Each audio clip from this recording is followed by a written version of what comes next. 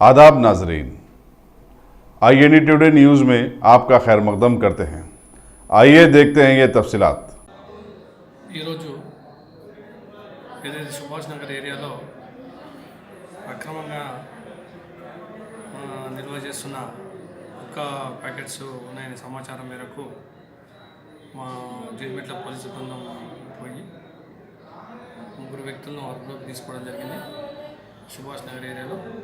వారిని అట్లాగే ఒక ఆటో కూడా ఉంది. వీటన్నిటిని కూడా పంచనామా చేసి అదుపులోకి తీసుకొని కోర్టుకు పంపించడం జరుగుతుంది. దాదాపు ఎంత వర్త్ ఉంటుంది సార్ అది? వీటి విలువ మార్కెట్లో రకరకాలుగా ఉన్నప్పటికీ అందాజా ₹1,00,000 వరకు ఇది విలువ.